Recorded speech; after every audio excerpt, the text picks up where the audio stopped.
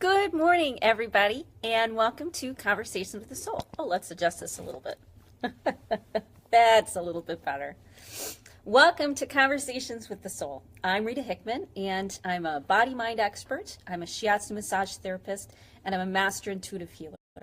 And I run these live streams Monday through Friday, 8:15 a.m. Central Standard Time for the most part, unless something really strange or weird comes up.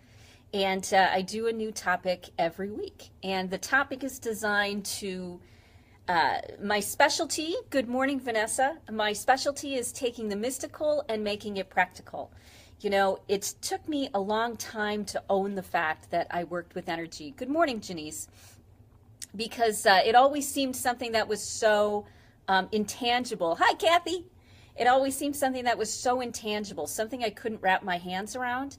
And because of that, I doubted it and I questioned it, and it didn't seem grounded enough. But the longer I've been in this practice, because I ended up kind of falling into massage therapy and shiatsu massage and energy healing, the more that I've been doing it, the more I realize the practical application it has. Hi, Stephanie. The completely practical application that energy work and the mysterious, the intangible have on our life and our world. And so this week we're going to be talking about relationships, and we're going to be talking about intuition and relationships. So let me start with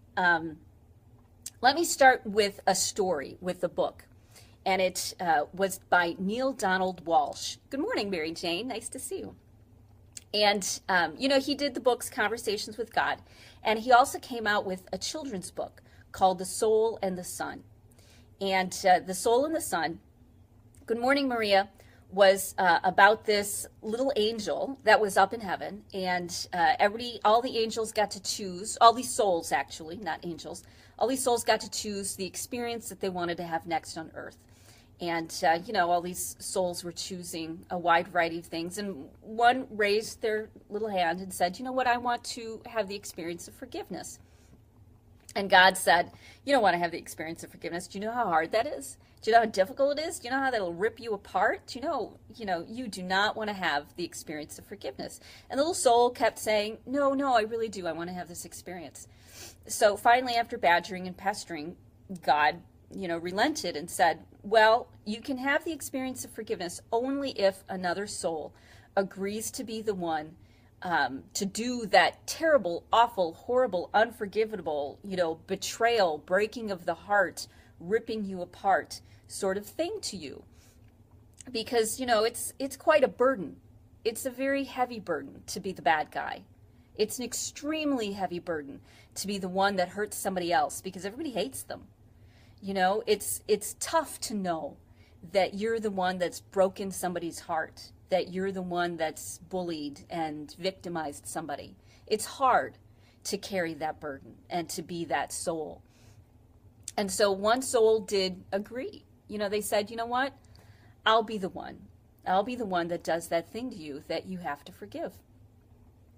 And they said, I ask you just one favor. And the favor is that you remember that this is who I really am. Past the awfulness and the terribleness and the fighting and the anger and the hurt and the betrayal and the detachment, the disassociation. Past all of that stuff, I'm a soul, And so then that's where the story ends. This understanding and this agreement. So I used to talk with a good friend of mine about relationships. And they it was an elder in their culture. It was somebody who was highly respected, somebody who'd done a lot of good inner work. Good morning, Ruth. And they said the whole point of relationships is to push your buttons, is to bring the things that the wounds and the hurts that are deepest inside of you to the surface. Because only people that we're open to and vulnerable to, only people that we allow ourselves to trust, they're the only ones who can really bring up those deepest wounds. And they can be wounds from your life, or they can be wounds from, that were passed down generation to generation to generation that you didn't know you carried. and that you could very easily pass generations forward if you don't work on healing them. You know, one of the things coming out recently is the culture of sexual harassment and sexual assault that's been around for, you know, how many decades? Dozens of decades.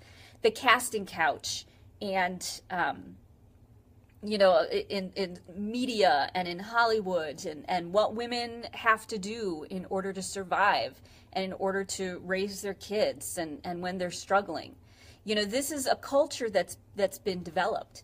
And so this is a great example of how relationships, you know, especially really tough relationships, people that we're dependent upon, people that we care about, people that, you know, we trust, how important those are to bring up the wounds and make the big, big changes in life. So the people that hurt you the most in the long run tend to be the ones who create some of the biggest positive changes in the world. It doesn't, now here's the trick. You know, most of us in spiritual programs, in personal development or on an enlightenment path, a lot of us are women. And we were taught, many of us were taught from when we were very young, good morning, Camilla, that we needed to be good girls. And what did good girls look like? Good girls forgave. Good girls were tolerant. Good girls were patient. Good girls had compassion. Good girls had empathy. Good girls allowed themselves to be used in order to make the world a better place. So, of course, when spiritual programs that came along, and we had a very patriarchal sort of system telling us that we were right. Yeah, the way to enlightenment is more compassion and more understanding and more caring and giving more, giving until there's nothing left, giving until you're destroyed. You know, that's what a lot of spiritual practices, not the deeper, older ones, but that's what a lot of the newer, more contemporary spiritual practices they preach. The challenge is that's a very patriarchal point of view. Because for someone who doesn't have compassion, for someone who doesn't blame themselves, who's narcissistic, who's self-absorbed, then telling them that they need to be compassionate and teaching them how to be that is critical, is key. That's what they need. But for women, especially, being told that they needed to be more understanding, they needed to allow themselves to be taken advantage of more and hurt more. You know, good morning, Jean. Nice to see you. So being told those things is not in our best interests. It's not in our best interest to be the good girl, to make everything nice, to help everybody but ourselves. So I'm reading this great book. It's called Barking Up the Wrong Tree, and it's talking about success. And it had this program called Prisoner's Dilemma. And in Prisoner's Dilemma, you know, it's the dilemma of two of you robbed a bank and you're, you know, being interrogated. And if one of you gives the other one up, then you go scot-free and the other one gets 5 years. If you give each other up, then you each get 3 years. If neither of you say nothing, then you each get 1 year. And the dilemma is, can you trust the other person? And so they did this computer algorithm. Computers are absolutely amazing that this happens. They did this computer algorithm that tested all of these different personalities, you know, takers and givers and matchers, and you know, sometimes this or sometimes that, and you know, I give first and I don't give, you know, first, and all the different wide variety of people who exist in the world. And what they discovered was the people who had the most happiness, made the biggest impact, helped the most people, were the ones who did something called tit for tat. Were the ones who, when something was, they started out positive, but if the other person betrayed them, then the next move is that they betrayed the other person. What made them even more successful, took it up one more notch, good morning, Marta, was adding just a little bit extra forgiveness, changing it up a little bit. So it wasn't always you know, an eye for an eye, tooth for a tooth. It was, you know what, sometimes I'm going to forgive. But it always started out with being nice first, you know, being a giver at the beginning. And then if someone didn't give to you, then you matched their next move. The last piece of this is forgiveness, is that the algorithm didn't look back 4, 5, 6, 7, 8 moves. What it did do was that it only looked at the last move. It only looked at you know, where the person or where the situation was right now. And so when they started out giving, when they usually matched what someone did to them before, if they threw in forgiveness on a regular basis. Good morning, Sherry. Nice to see you. If they threw in forgiveness on a regular basis, if they were persistent, and they just and they forgave, you know, they kept it present. Those were the people who ended up being great, who ended up changing the world. Good morning, Stevie. In an amazing, positive way, in a way that changed lives. So let's look at that from a metaphysical point of view, you know, from a body-mind point of view. Hi, Kate, nice to see you. So, you know, as I said, we're taught to always forgive, to always put things down, to always, you know, give of ourselves and martyr ourselves, because that's the best thing to do. But then, of course, we reach our tolerance level. We're human beings, and we're going to get mad, and we're going to retaliate. We're going to wait until we're at the end of our rope, and then we're going to do something really mean.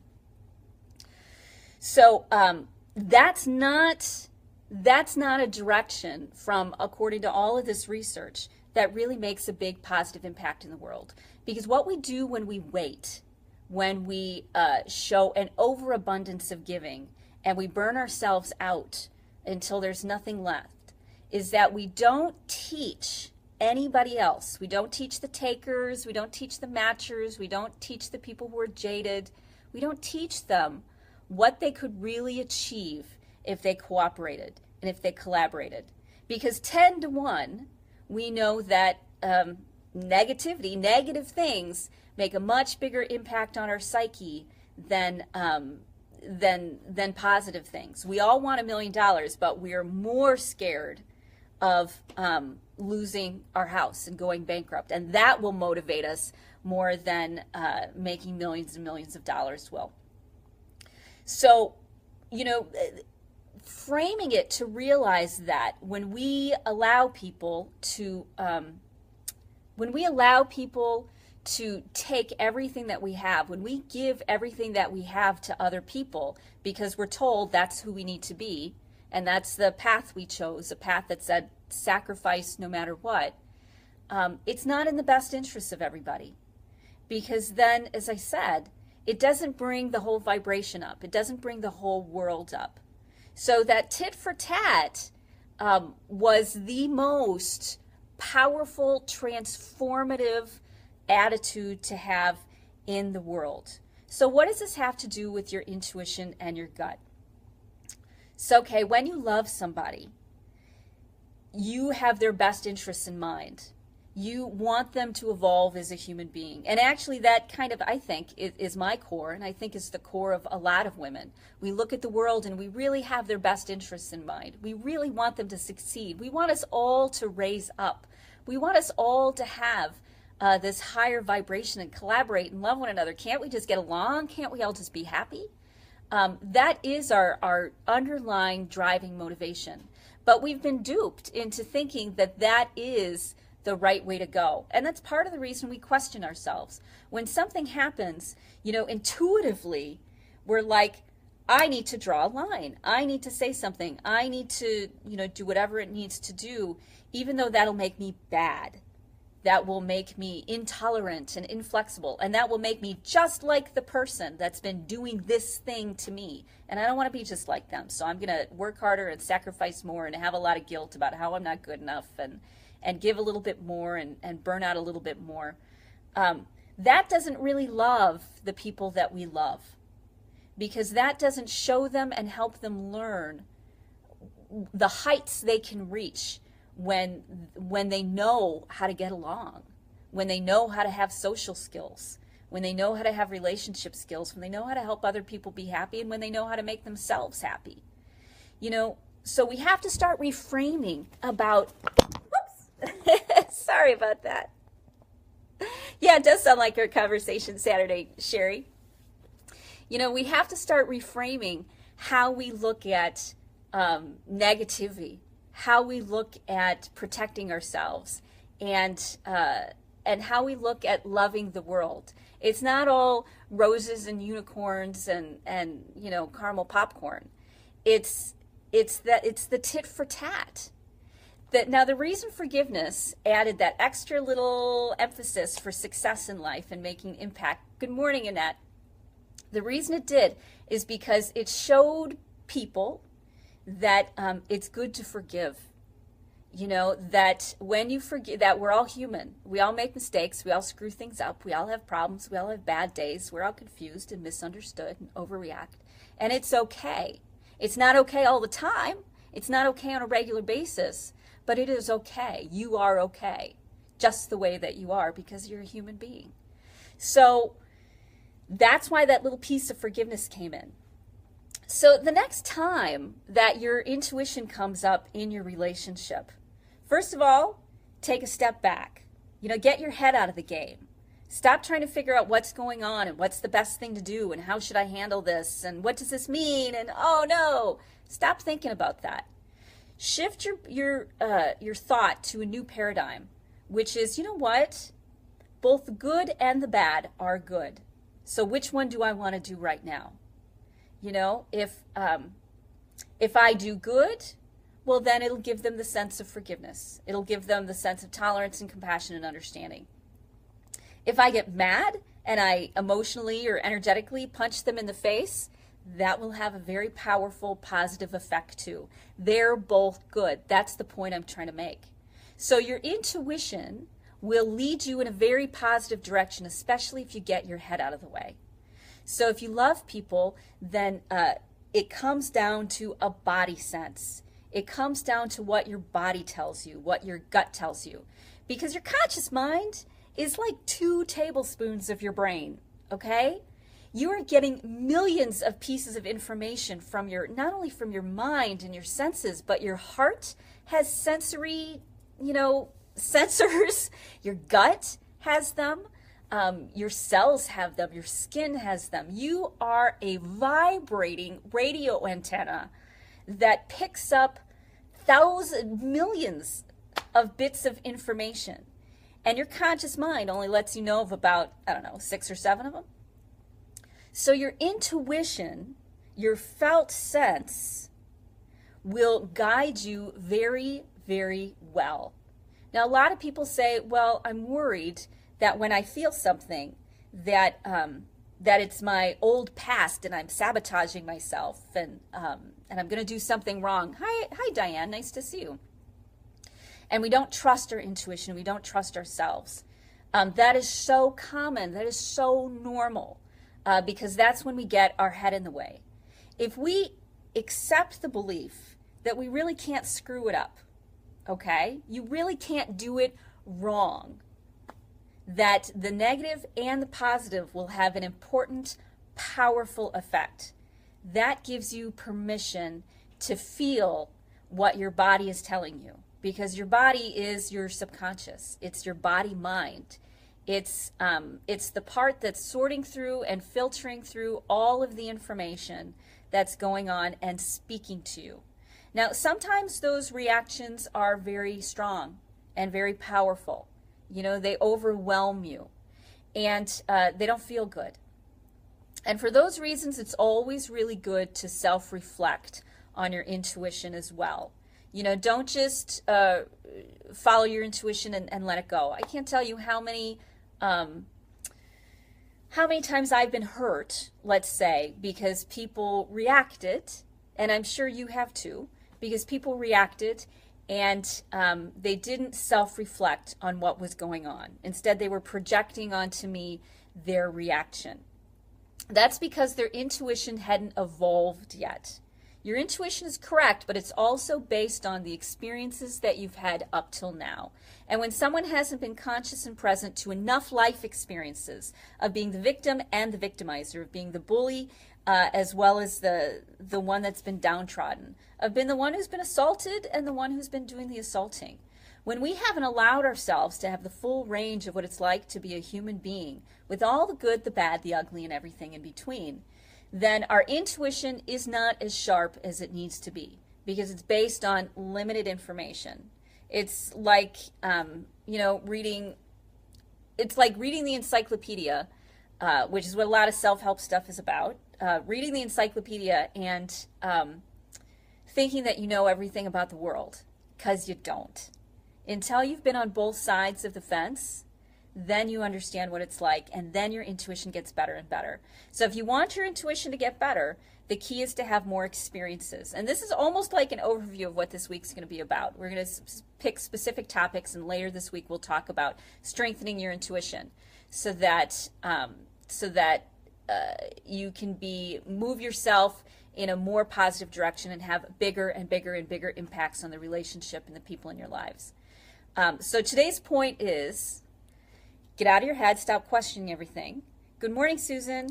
Get back into your body, back into your gut, and no matter what you do, right, wrong, good, bad, up, down, or sideways, it will have a positive impact in some way.